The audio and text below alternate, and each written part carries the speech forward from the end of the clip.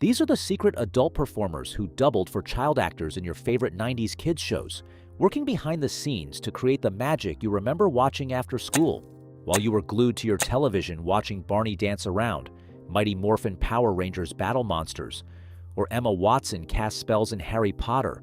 Adult stand-ins and body doubles were quietly doing much of the heavy lifting. The entertainment industry has always relied on these invisible performers to work around strict child labor laws, grueling physical demands, and the simple logistics of film production. The need for adult doubles comes from a web of regulations designed to protect child performers. In California and New York, children between ages 6 and 8 can only work 4 hours per day when school's in session, and 6 hours when it's not. Infants under 6 months get limited to just 20 minutes of actual filming time per day, despite being allowed on set for 2 hours. These restrictions force productions to find creative solutions to maintain shooting schedules and budgets.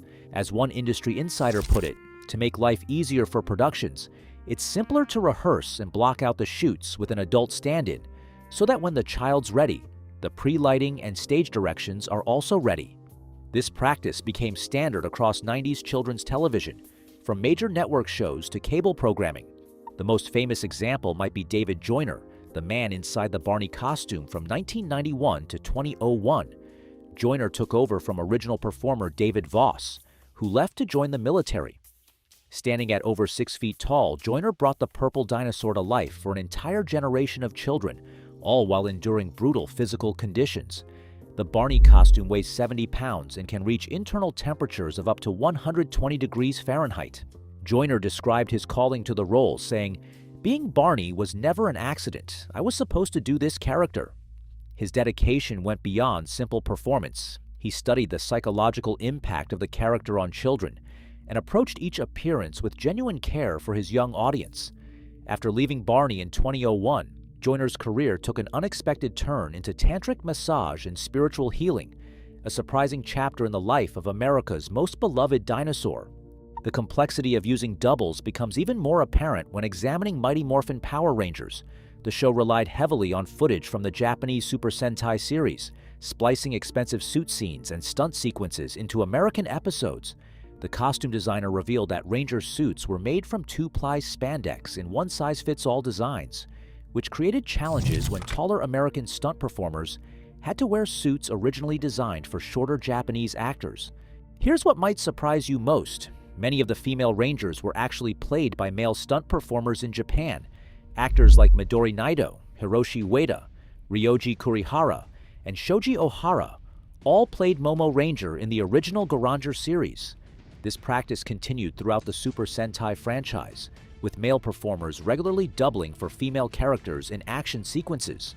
When this footage got imported to America, audiences had no idea they were watching male stunt performers behind the colorful masks. The Harry Potter films provide a perfect case study in how body doubles work with child actors. Flick Miles served as Emma Watson's body double for the first 3 films, from ages 10 to 14. Miles matched Watson's physical characteristics closely enough to portray Hermione in any scene that didn't require a close-up of Watson's face. Miles described her audition process. "They got me to stand with Dan Radcliffe and Rupert Grint to see how I lined up against them. They seemed happy, so I originally contracted to 12 weeks' work, which then ended up being about 4 years." What started as a short-term job became a significant part of Miles's childhood, working alongside some of the biggest child stars in the world. One particular scene showcased the practical necessity of doubles. When Hermione was supposed to have cat features magically attached to her face, Watson had a mild reaction to the adhesive used for the makeup. Miles stepped in to film the scene, working directly with the creature effects team. "I got an amazing experience working with the creature effects team, and filming that scene was fun," Miles recalled, highlighting how doubles often handle the more technically challenging or potentially uncomfortable aspects of filming. The financial reality of being a body double reflects the specialized nature of the work. According to the Screen Actors Guild, a full body double earns $3,936 per week, which could theoretically amount to over $200,000 per year for 52 consecutive weeks of work. But here's the thing, most doubles aren't employed full-time year-round. Stunt professionals, a related category, average around $46,845 annually. though top performers in high-profile productions can earn up to $250,000 per year. Sesame Street presents another fascinating example of adult performers creating magic for children. Puppeteers like Peter Linz, who's operated Ernie and Harry Monster since 1991, work in physically demanding conditions that most viewers never consider.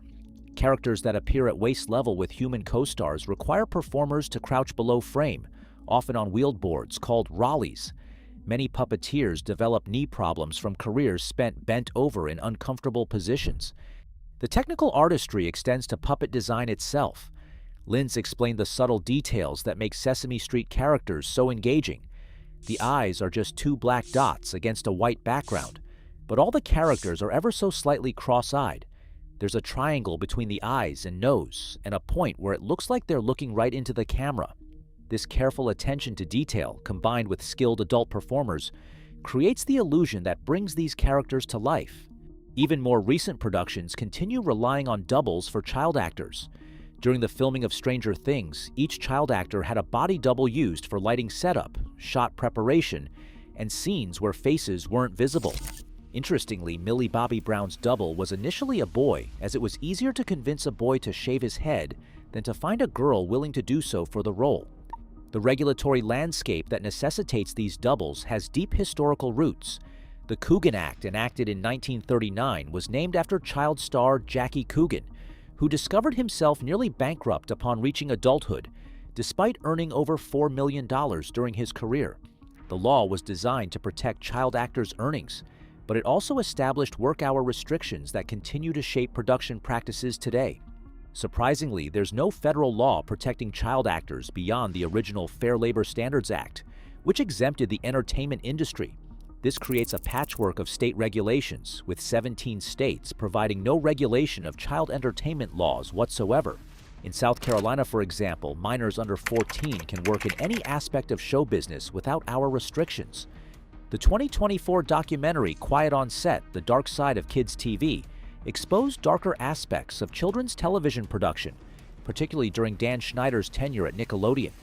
The series sparked calls for industry-wide reform and highlighted the absence of comprehensive federal legislation protecting child performers. Nickelodeon responded by stating they investigate all formal complaints as part of their commitment to maintaining safe workplace environments. These adult stand-ins and doubles represent an invisible workforce that made your favorite childhood shows possible. From David Joyner sweating inside the Barney costume, to Flick Miles standing in for Emma Watson, from unnamed stunt performers inside Power Ranger suits to puppeteers crouched behind Sesame Street sets, these professionals dedicated their careers to creating the magic that defined 90s children's entertainment. Their work continues today, adapting to new technologies and evolving child protection standards. While you may have thought you were watching kids just like you on screen, the reality's far more complex, a carefully orchestrated collaboration between child performers and skilled adult professionals working together to bring your favorite characters to life.